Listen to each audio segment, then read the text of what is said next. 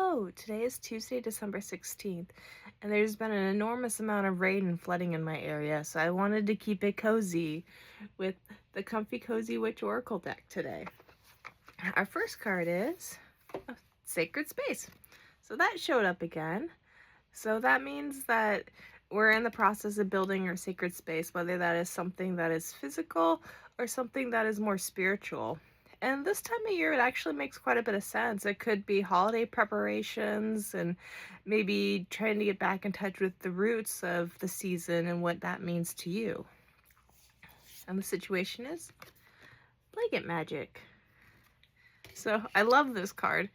It's one of the best cards of this deck because it really just reminds you to go back to the basics. And blankets are something that have kept people warm for centuries and generations and through the entirety of humans and even before that. And so drawing a card like Blanket Magic just reminds us to stay protected and warm and snuggled and not to take value out of the small things. Blankets are so important, but we tend to discard them and not think about them and their true importance. But I'm cold all year long, all the time, and I definitely rely on my blankets to stay warm. And if you ever find me cold, I'm always snuggled up and wrapped up tight.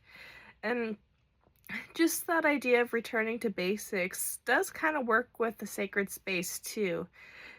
I work retail, and so I get a little bit overwhelmed by the commercialism of the season, and maybe just take that back and take that back to its roots and maybe focus on the family and community more than buying things and making people happy with gifts. There's a lot of other ways to make people happy and to promote just that warmth and love through the season, and it doesn't have to be buying something.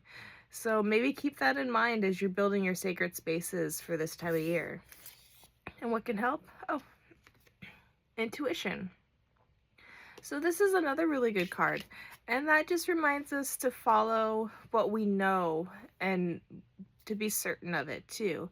It could be something like divination, or it could just be having that feeling and going along with it, that divine knowing and just being able to understand what's important to you and that there is something that kind of brings it all together. And so if you're building your sacred space and getting ready for the holidays and you're wondering what to include, maybe consult that a little bit and see if that helps. Well, I'm looking forward to talking to you tomorrow. Have a good day.